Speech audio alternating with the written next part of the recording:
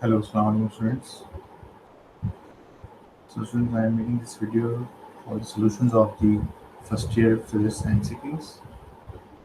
ये कुछ वीडियोस जो मैं बना रहा हूँ वो सिर्फ फर्स्ट ईयर के स्टूडेंट्स के लिए हैं जो कि MCQs का सलूशन यहाँ से आसानी से मिल जाएगा. These are the MCQs of all first year chapters. तो आज हम चैप्टर नंबर 1 के MCQs का सलूशन करेंगे भी और समझेंगे भी उसको. Before starting this, I am also sharing something related to my channel. This is my YouTube channel, and in second year you will find very important numerical solution from this link. आपको इस channel से second year physics के लिए basically बनाया गया है YouTube channel जिसमें second year physics के ऑलमोस्ट सारे न्यूमेरिकल्स BIEK के पास मोर देन 40 इयर्स के न्यूमेरिकल्स में सॉल्व हुए हैं. वजाहत अफजाल के नाम से चैनल है जिसमें आप देख सकते हैं कि 45 वीडियोस मैंने अपलोड की हुई हैं जिसमें सारे चैप्टर्स के सेकेंड ईयर न्यूमेरिकल्स के सलूशन मौजूद है. चैप्टर 11,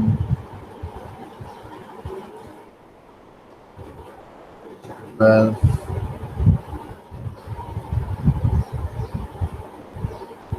13, 14, 16 के न्यूमेरिकल्स होते हैं, 17, 18 एंड 19 स्टार्ट 19 तो ऑलमोस्ट 20 के भी न्यूमेरिकल सेकेंड ईयर में होते हैं. तो ऑलमोस्ट सारे चैप्टर्स के न्यूमेरिकल्स यहाँ पे इसमें मौजूद हैं जो कि आपको सेकेंड ईयर में बहुत ज़्यादा हेल्पफुल रहेंगे इंशाल्लाह.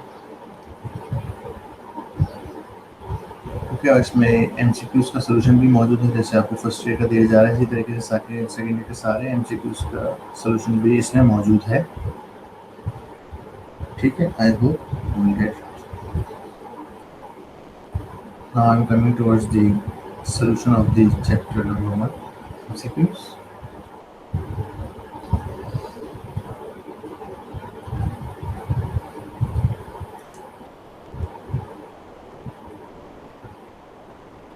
तो फर्स्ट ईयर MCQs में एक बात याद रखिए जिसपे डबल स्टैरिक है, डबल स्टार दिया हुआ है वो आंसर्स हैं ताकि आपको सलूशन में ज़्यादा मसला ना हो कि आंसर क्या है. अक्सर बच्चे ढूंढ रहे होते हैं कि सर आंसर नज़र नहीं आ रहा, डबल स्टार बना हुआ है वो आंसर है लेकिन लिखा भी है.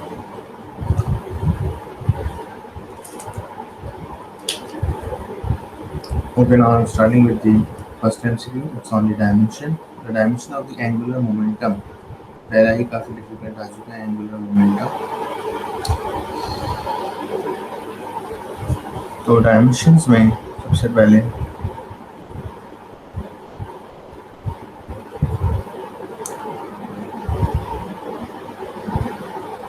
अगर लेंथ को रिप्रेजेंट किया जाए L से तो ये लेंथ की डायमेंशन कहलाती है. मास को M से, टाइम को T से. So these all variables are called the dimension of these physical quantities. Okay. तो हमारा पहला सवाल है एंगुलर मोमेंटम. तो बेसिकली एंगुलर मोमेंटम का फॉर्मूला हमारे पास क्या होता है, L is equal to mv/r. इसके अलावा कुछ डायमेंशन आपको और याद होनी चाहिए जैसे कि वेलोसिटी की डायमेंशन क्या होती है, L/T. इसके अलावा चाहे तो हम एक्सेलरेशन याद कर सकते हैं, एक्सेलरेशन की डायमेंशन क्या होती है. डायमेंशन को अक्सर हम लोग स्क्वायर ब्रैकेट में लिखते हैं, L/T². इसी तरीके से फोर्स और वर्क की डायमेंशन भी आप फाइंड आउट कर सकते हैं. तो यहाँ पे एंगुलर मोमेंटम की डायमेंशन है mv/r. इसका फॉर्मूला है. डायमेंशन के लिए क्या करेंगे, हम सबकी वैल्यूज़ की डायमेंशन यहाँ प्लेस कर देंगे. यहाँ m की डायमेंशन आ जाएगी, यहाँ v की और यहाँ पर r.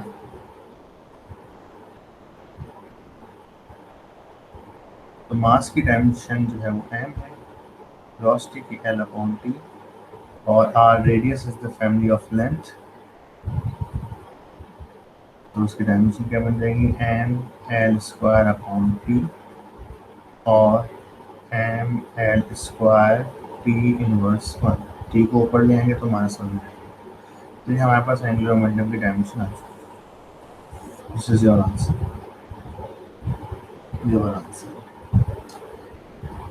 सेकंड है हमारे पास डायमेंशन ऑफ टॉर्क। मैं थोड़ा सा फास्ट काम करूँगा तो आप लोग वीडियो स्टॉप करके इसको देख सकते हैं अगर आपको प्रॉब्लम हो।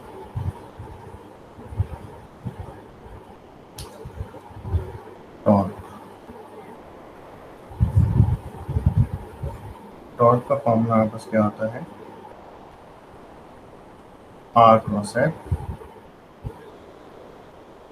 इनके मैग्नीट्यूड फॉर्म में R F,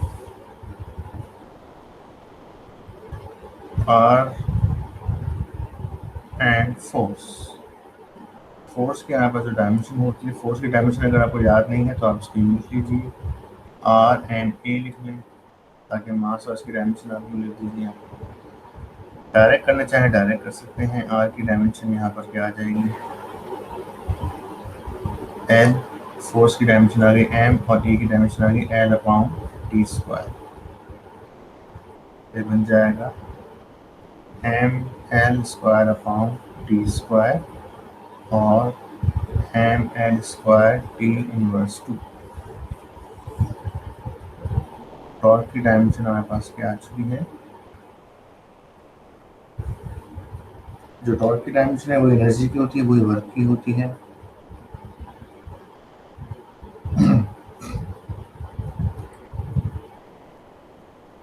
M inverse 2। Similar dimension of power, third है हमारे पास dimension of power.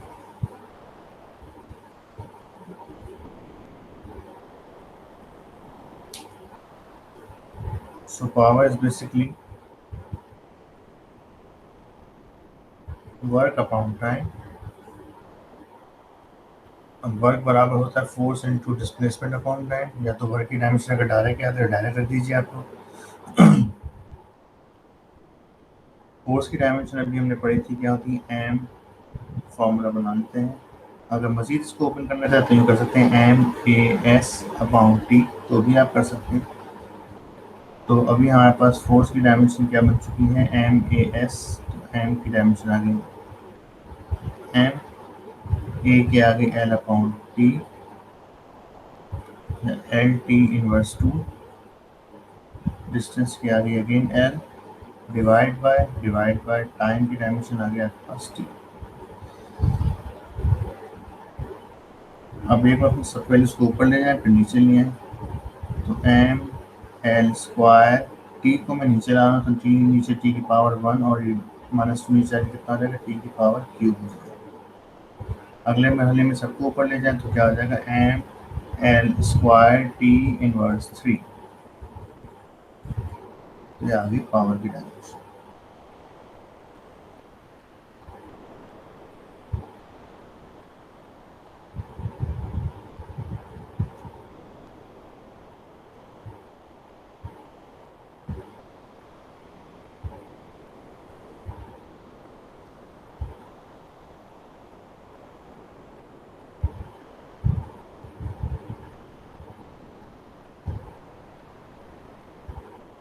Then the dimension of kinetic energy,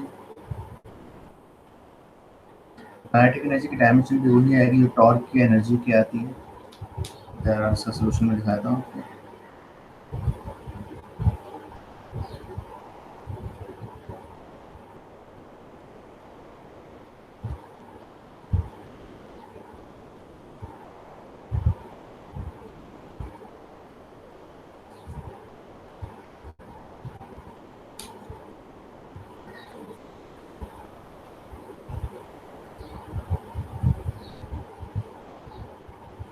ठीक है, मैंने भी सर कर रहा हूँ, जब आपको डायमेंशन का अंदाजा हो गया होगा किसी हद तक।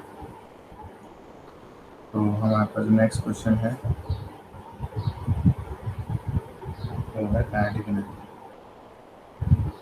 तो काइनेटिक एनर्जी का फॉर्मूला काफी मशहूर फॉर्मूला है, K is equal to half M V square.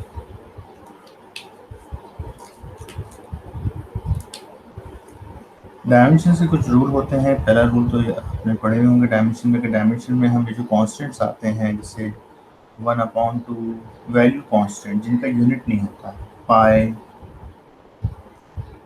या कोई भी वैल्यू कांस्टेंट विदाउट यूनिट, इनका यूनिट नहीं होता, उन्हें निगलेक्ट कर देते हैं। ऑल आर निगलेक्टेड, सब निगलेक्ट हो जाते हैं। ये फर्स्ट रूल होता है इसका। सेकेंड रूल इसमें ये भी होता है कि डायमेंशन आपस में ऐड हो या सब्ट्रैक्ट हो, उनका आंसर ज़ीरो नहीं आएगा। जैसे कोई लेंथ में से लेंथ अगर माइनस हो तो उसका आंसर क्या आएगा, लेंथ ही आएगा। ये दो रूल्स के तहत हम जो है डायमेंशन को सॉल्व करते हैं।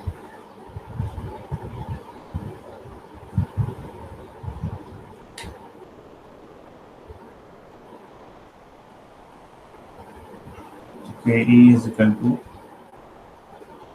Half M E square. तो यहाँ पे हाफ जो है वो निगलेक्ट हो जाएगा, तो हम क्या करें, डायमेंशन रख रहे हैं। फिलहाल हाफ को मैं नेक्स्ट स्टेप में निगलेक्ट कर दूंगा। यहाँ पे मास की डायमेंशन आ जाएगी, यहाँ वेलोसिटी का स्क्वायर है तो वेलोसिटी की डायमेंशन का स्क्वायर हो जाएगा। निगलेक्टिंग कांस्टेंट, जितनी दफ़ा भी आएगा कांस्टेंट को निगलेक्ट कर दिया। हाफ को निगलेक्ट कर दिया, यानी हाफ किसके बराबर हो जाएगा, 1 के बराबर हो जाएगा। तो मास की डायमेंशन क्या आ जाएगी, एम, वेलोसिटी की एल अपॉन टी। तो एम और L square upon T square हो जाएगा, इसकी डायमेंशन आ गई। और करके लिख सकते हैं M L square T inverse 2। तो दिस इज योर आंसर। अब यही डायमेंशन आपके पास वर्क की भी आएगी, यही डायमेंशन आपके पास जो है पोटेंशियल एनर्जी की आएगी, और यही डायमेंशन आपके पास टॉर्क की आती है।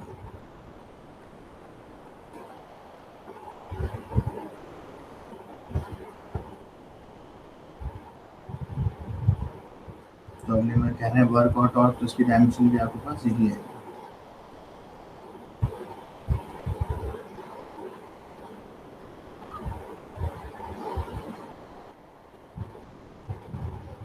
नेक्स्ट है एमसीक्यू नंबर 6, जिसमें ग्रेविटेशन कांस्टेंट की डायमेंशन निकालनी है। ये बहुत ज़्यादा आता है, देख सकते हैं आपकी मतलब आ चुका है 11, 15, 16, 19।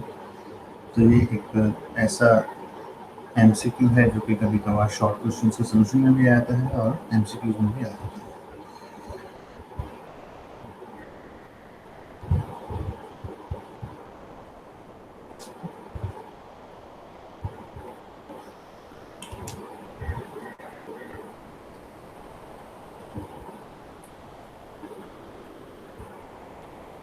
Now for the gravitation constant,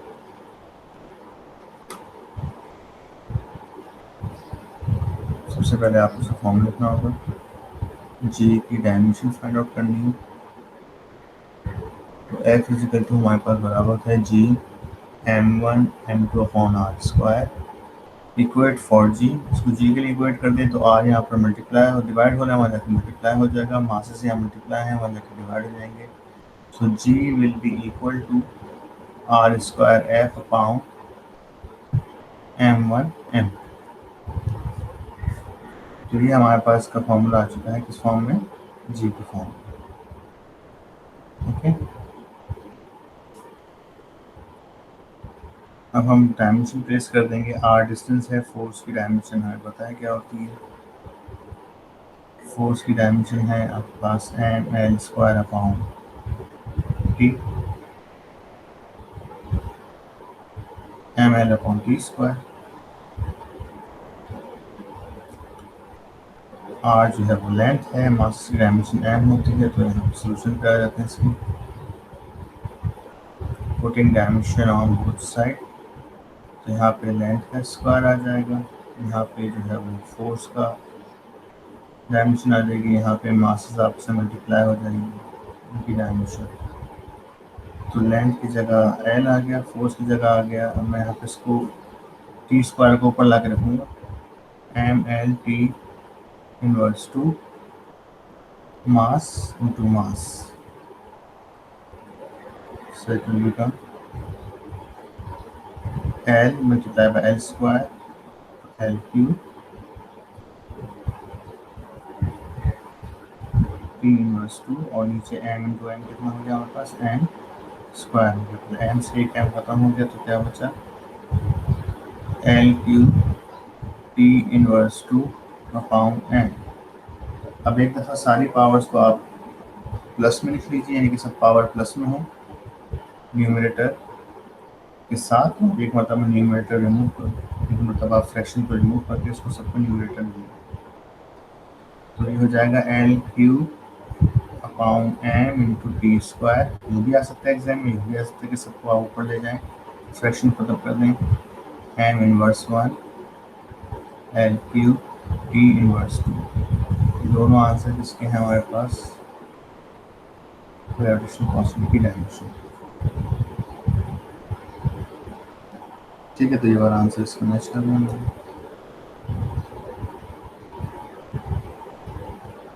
similar dimension of angular velocity, angular velocity की हमारे पास डायमेंशन होती है, इसका फॉर्मूला क्या होता है।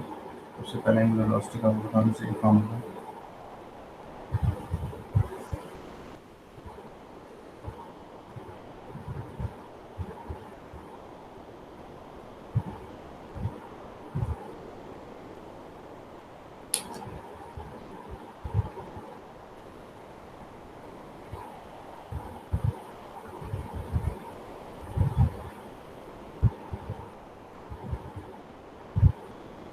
तो एंगुलर वेलोसिटी बेसिकली क्या होती है, angular displacement per unit time.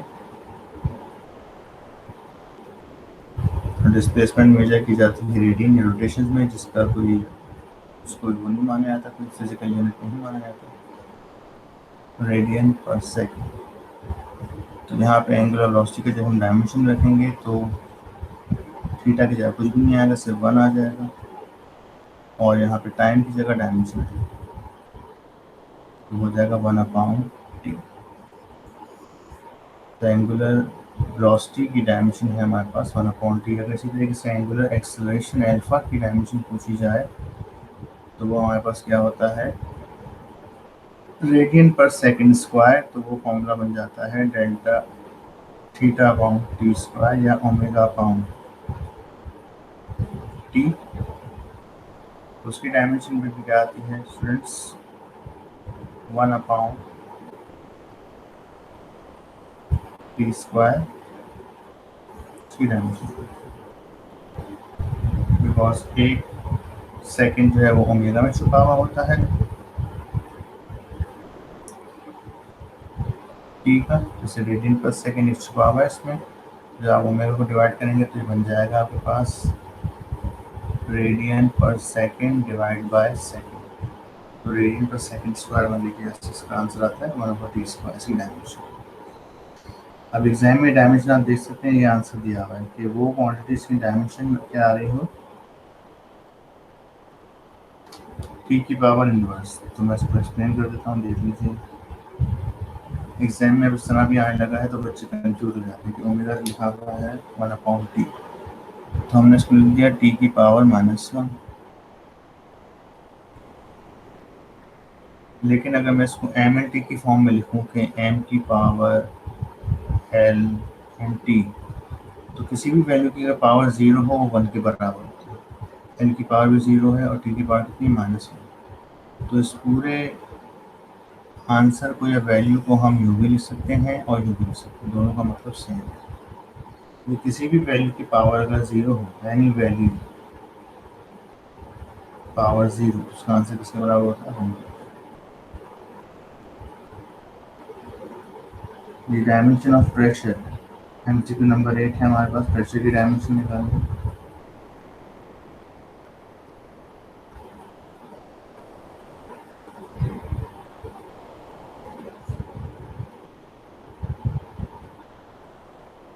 Pressure का फॉर्मूला क्या होता है, फोर्स अपॉन एरिया। एरिया में दो लेंथ मल्टीप्लाई हो रही होती है। फोर्स की जगह आ गया आपके पास M L T inverse two, area की जगह आ गया एल स्क्वायर, एल से एल खत्म, तो एम टी टी को मैं नीचे ला रहा हूँ, M T square upon L और M L inverse one T inverse two. ये आपके पास प्रेशर की डायमेंशन है।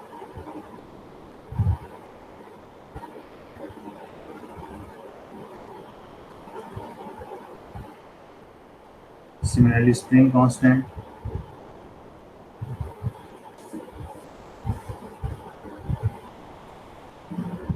तो स्प्रिंग कांस्टेंट को हम हुक्स लॉ से निकालेंगे F is equal to k x. K यहाँ पर स्प्रिंग कांस्टेंट है F अपॉन एक्स।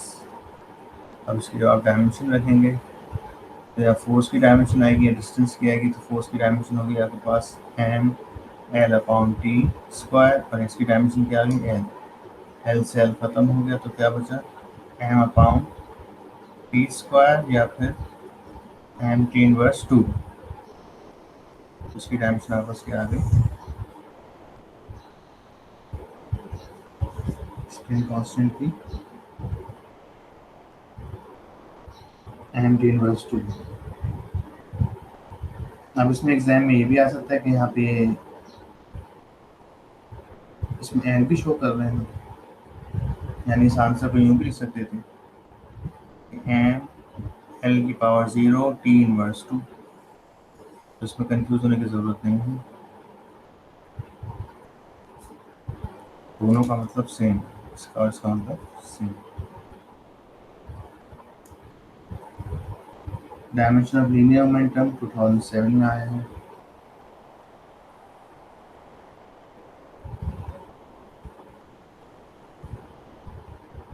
तो linear momentum P is equal to mv होता है, सिंपल सा फॉर्मूला है। P की डायमेंशन क्या हो जाएगी m इंटू वी। मास की डायमेंशन m होती है एंड वेलोसिटी की डायमेंशन l अपॉन t, तो it will become m l upon t और m l t इनवर्स 1।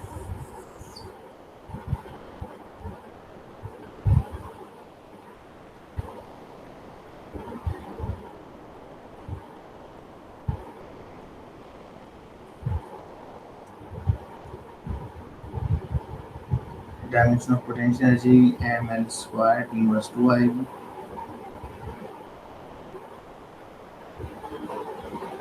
देख लेते हैं कैसे।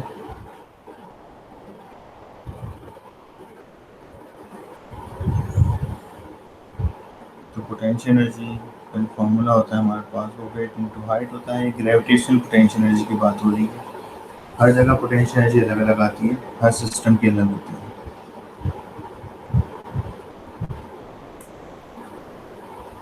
तो वेट का फॉर्मूला m इंटू जी होता है। तो यहाँ पे अगर हम ये डायमेंशन रखें तो मास एक्सेलरेशन, जी का मतलब एक्सेलरेशन हो गया, हाइट का मतलब लेंथ हो गई। तो मास की जगह आ गया M L upon T square और हाइट की जगह आ गया एल, तो it will become M L upon T square और M L T inverse two. तो जो डायमेंशन वर्क की आई थी, टॉर्क की आई थी, पोटेंशियल एनर्जी की भी वही है, काइनेटिक एनर्जी की आई थी वही सेम।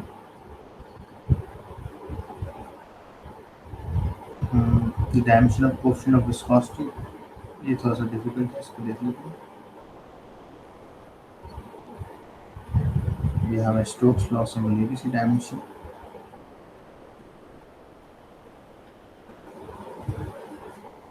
कोएफिशिएंट ऑफ विस्कोसिटी हम कहते हैं ईटा।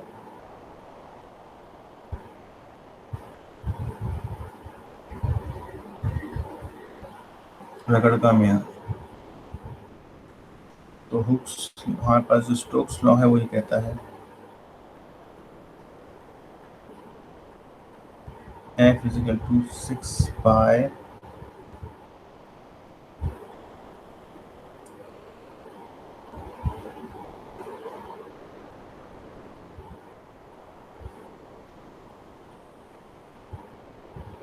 ठीक है।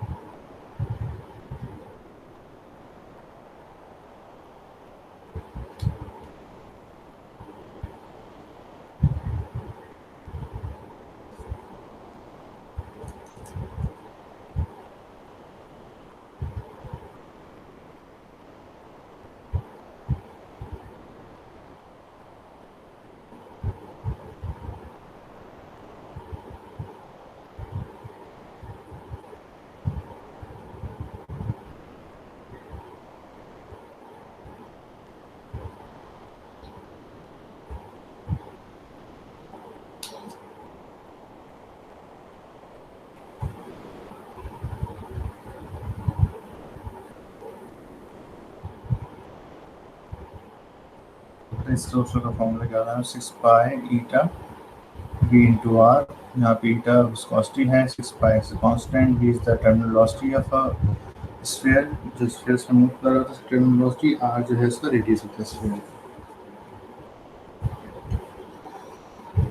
तो सबसे पहले हमें यहाँ पर जो है हमें क्या करना होगा, ईटा की वो निकालनी डायमेंशन। तो ईटा के लिए हमने रिप्लेस कर लिया, इसको इक्वेट कर लिया, तो बन जाएगा f divide by 6 pi velocity into R. अब फोर्स की डायमेंशन हमें याद है कि फोर्स की डायमेंशन क्या होती है। फोर्स की डायमेंशन हमारे पास क्या आती है बेटा, F equal to M L T inverse two. Dimension है तो इसमें ब्रैकेट लगा दो।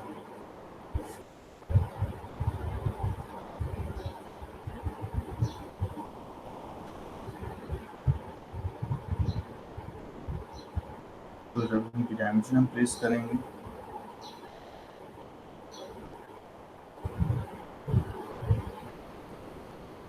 M L T inverse two, 6 pi को हम निगलेक्ट कर देंगे, 6 पाई की जरूरत नहीं है, 6 पाई से कॉन्स्टेंट, तो इसको निगलेक्ट कर देंगे। मैं भी एमसीक्यूज के लिहाज से सॉल्व कर रहा हूँ, अगर इसका सोल्यूशन वैसे आएगा तो फिर आपको स्टेप बाय स्टेप चीज़ें मिलेंगी। वेलोसिटी की जगह आ गई आपके पास एल टी इनवर्स 1, और रेडियस की जगह आ गया एल। तो इसको सिंप्लीफाई कर लीजिए, जो चीज़ें कैंसिल आउट हो रही है कैंसिल आउट कर दूँ, एल से एल मल्टीप्लाई होगा, M L T inverse two L square T inverse 1। L से एक एल खत्म हो गया, टी की पावर -1 से एक पावर खत्म हो गया, तो क्या बचा है यहाँ पर, M T -1 divide by L. तो इसको मैं लिख सकता हूँ कि एम पाउंड टी एल और M L inverse 1 T inverse 1। तो ये हमारे पास ईटा की यानी क्वेश्चन ऑफ विस्कोसिटी की डायमेंशन है।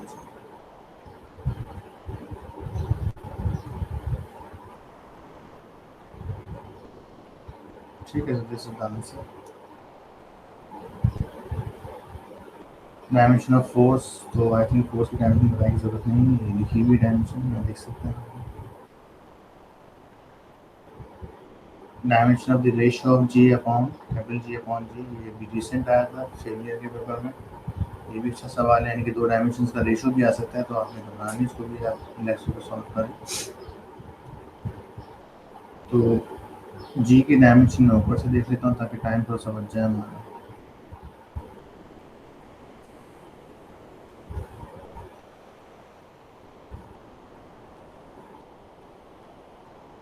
तो हमें जी अपॉन जी की डायमेंशन फाइंड आउट करना। तो जी की डायमेंशन तो होती है एल अपॉन टी या एल टी इनवर्स टू, इसको 1 कह दीजिए, कुछ भी कह दीजिए। और कैपिटल जी की डायमेंशन क्या थी बेटा हमारे पास, F r square upon M1 M2। तो एफ जो है वो क्या हो जाएगा, एम ए हो जाएगा, R square upon M square, तो एम से एम खत्म हो गया, A R square upon M बन गया। अब डायमेंशन रख दीजिए यहाँ पे, एक्सेलरेशन की जगह आ जाएगा एल अपॉन टी स्क्वायर, नीचे मास है तो मास की जगह आ गया एम, ऊपर आर है तो आ गया एल स्क्वायर, तो फिर become L cube upon T square N. तो बन जाएगा ये एल क्यूब टी -2 M-1। तो यहाँ पर जी की डायमेंशन आ चुकी है। अब हम इसको डिवाइड कर देंगे इक्वेशन 1 से, डिवाइड बाय इक्वेशन 1, तो हो जाएगा जी अपॉन जी।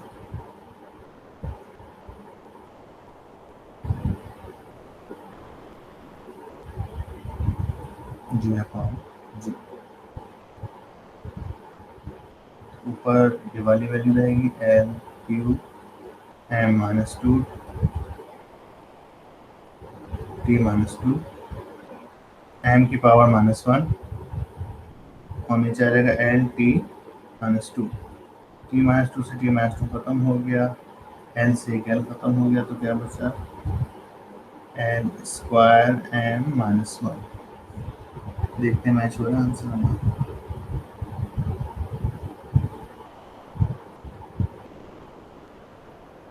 ठीक है, एम की पावर माइनस वन।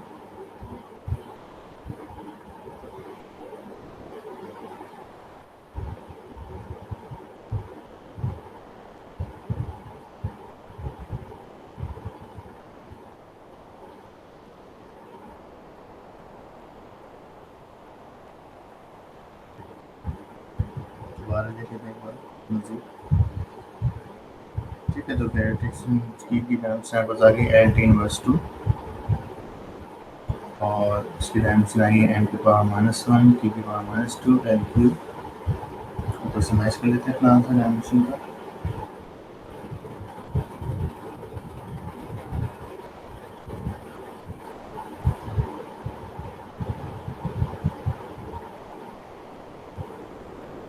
ठीक है, एल क्यूब टी की पावर माइनस टू एम की पावर माइनस वन सही। तो इस हिसाब से हमारे यहाँ पर आंसर क्या हो जाएगा।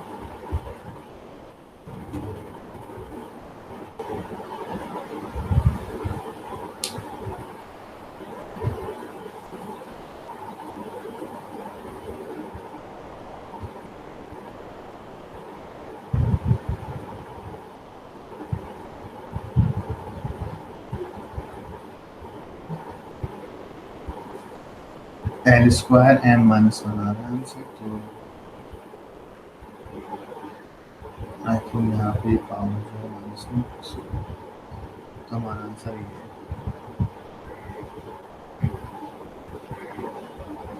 ठीक है, तो यहाँ पे क्लास सारी डायमेंशन हमारी ख़त्म हो जाती हैं। यहाँ बातें मल्टीप्लिकेशन ऑफ डिफरेंट साइकिल्स में, तो सब आपको जो है वो पढ़ के रीडिंग अगर की भी होगी आपको तो आपके आंसर हो जाएंगे। Pinhole camera was constructed by मैथम।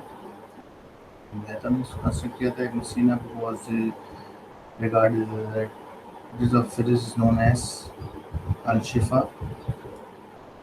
Al-Shifa machine,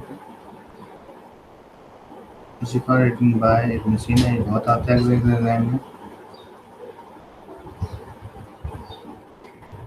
famous book on astronomy किताब कानून मसूल जो है वो किसने लिखी थी, साइंटिस्ट ने लिखी थी।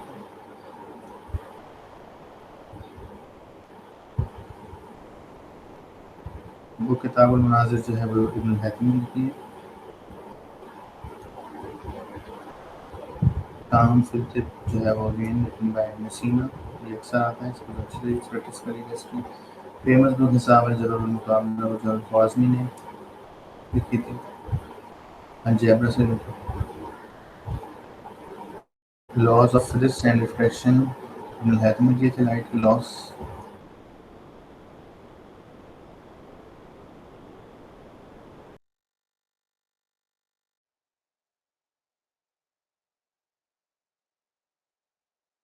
जो है वो ट्रैवल्स इंजेक्शन सिल्वर से इसने इन्वेंट किया था।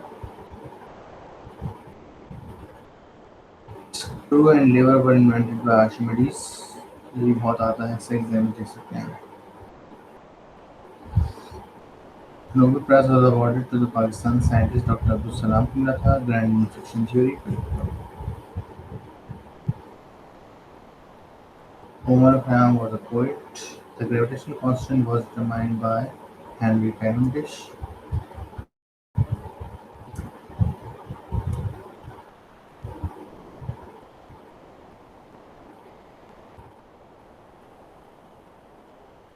Now significant figures. So significant figures जो हमारे पास फर्स्ट वैल्यू है इसमें हमारे पास 4 और 1 2 6 7 एंड 5 सारे हैं, तो ये 5 होंगे सिग्निफिकेंट फिगर्स में। डेसिमल के लेफ्ट हैंड साइड का जीरो जो है सिग्निफिकेंट नहीं होती। अब यहाँ पे 1.00650 इसमें जो यहाँ का सिग्निफिकेंट फिगर है वो सारे हो जाएंगे। पहला 1 तो सिग्निफिकेंट है, और डेसिमल के राइट हैंड साइड पे आप देख सकते हैं जीरो से बाद जो है वो नॉन जीरोज भी आ रहे हैं। तो डेसिमल के राइट हैंड साइड पे अगर नॉन जीरोज आ रहे हों तो यहाँ पे 6 हो जाएंगे आपके पास significant figure. The number of significant figures in 600 तो यहाँ पे ये डेट्स जो हैं वो सिग्निफिकेंट फिगर मानी जाएंगी। इतना पोर्शन, बाकी एक्सपोनेंट और ये डेसिमल के जो ये लेफ्ट हैंड साइड के जीरोज हैं डबल जीरो नहीं होंगे। तो कितने हो गए 5। अगर आपको इसका लेक्चर चाहिए सेकंड फिगर का तो मैं बता दे रहा हूँ, इसका पूरा लेक्चर आपको एक शेयर कर दूँगा, या तो मैसेज कर दिएगा, या जो मेरे चैनल है जिसमें मैं शेयर करूँगा इस वीडियो को उस पर आप मुझे बता दिएगा, तो मैं आपको उसका पूरा लेक्चर भी शेयर कर दूँगा। फिलहाल अगर अभी मैं रूल बताऊँगा तो काफ़ी टाइम लग जाएगा। इसमें हमारे पास चारों सेकंड फिगर्स हैं 4, इसमें से ये 5, 0 और 4 सिंगल फिगर है, यानी कि 3 डेट्स हो गए। इसमें सारे हो जाएंगे आपके पास 6।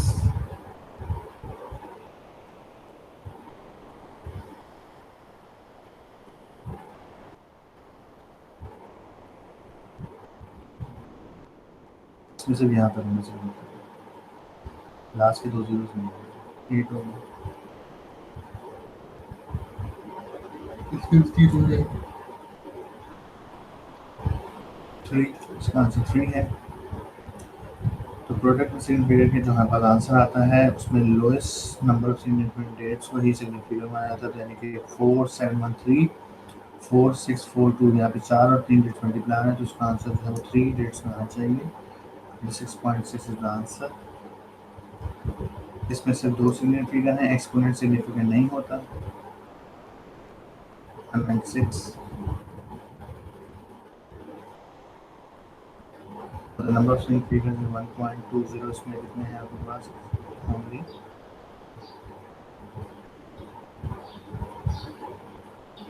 इसमें 3 है।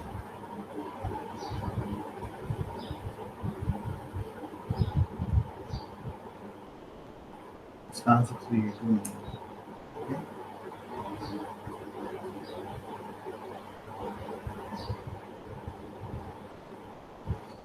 Now the SI unit of the electric current is हमारे पास एम्पेयर होता है। एम्पेयर नाम से किसने दिया था, कैंडेला जो है वो ल्यूमिनस इंटेंसिटी का SI यूनिट होता है। SI unit of thermodynamic temperature जो हमारे पास वो केल्विन होता है।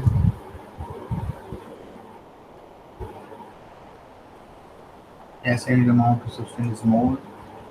The most important is the SI unit of the light year का जो यूनिट होता है वो डिस्टेंस का होता है। लाइट ईयर किस क्वांटिटी को रिप्रेजेंट करता है, डिस्टेंस को। लाइट ईयर मीन्स कि आप if you travel with the speed of light for a time period of 1 year, then distance you will cover is called 1 light year.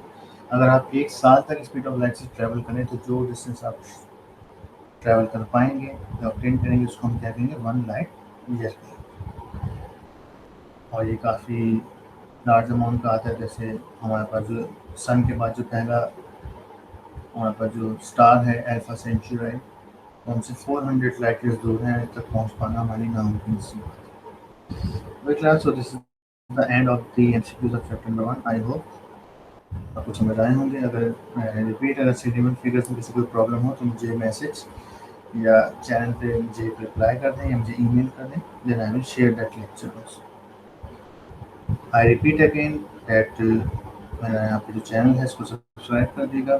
ये आपको second year में बहुत ज़्यादा काम आएगा। वजाद अफजाल के नाम से इसमें 45 वीडियोज़ हैं, जिसमें सेकेंड ईयर फिर इसके सारे न्यूमेरिकल्स और सारे एमसीक्यूज के सॉल्यूशंस मौजूद हैं with complete of diagram with detail description. ये आपको सेकेंड ईयर में बहुत ज़्यादा हेल्पफुल रहेगा। फर्स्ट ईयर के लिए फ़िलहाल मैं सिर्फ एमसीक्यूज बना रहा हूँ, लेकिन it will help you in the second year also. और सेकेंड ईयर में वीडियोज़ आपके बहुत ज़्यादा काम आएंगे। अगर आप शुरू से इन पर फोकस रखेंगे तो आपको काफ़ी इसमें हेल्प मिल जाएगी। And I repeat one more thing, फिर किसी भी लेक्चर को अगर आप ऑन करके देखते हैं, मिसाल के तौर पर अगर हम इस लेक्चर को ऑन करें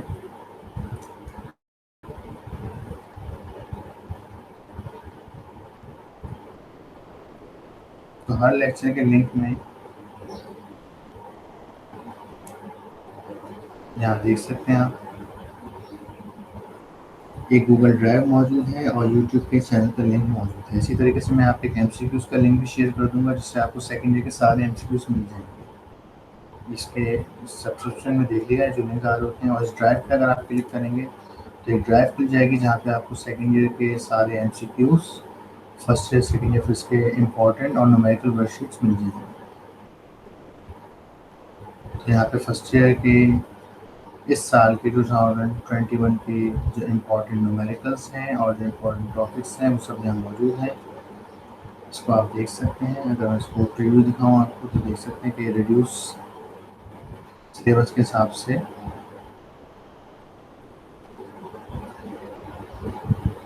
ये इम्पोर्टेंट बना के दे दिए गए हैं। आप इनसे अगर इनकी तैयारी कर लें तो आपको काफ़ी फ़ायदा होगा। इसी तरीके से न्यूमेरिकल्स की शीट भी है। तो अगर इन न्यूमेरिकल्स की आप प्रिपरेशन कर लें तो आपका बोर्ड का पेपर, इसमें याद रखिए कि जो हाईलाइटेड न्यूमेरिकल्स हैं उनको एक्सक्लूड कर दिया गया है, उनको शामिल नहीं किया गया। तो न्यूमेरिकल्स की अगर आप तैयारी कर लें तो आपको काफ़ी हद तक फ़ायदा हो जाएगा।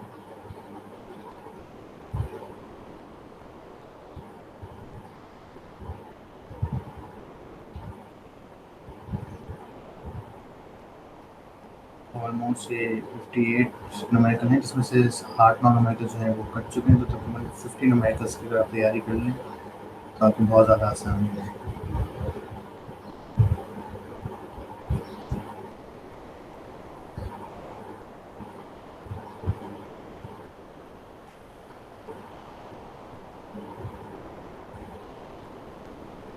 Very class. Thank you. In our next lecture, I will discuss the MCQs of chapter number 2. Next lecture में chapter number 2 के MCQs को discuss करेंगे। Thank you. Allah.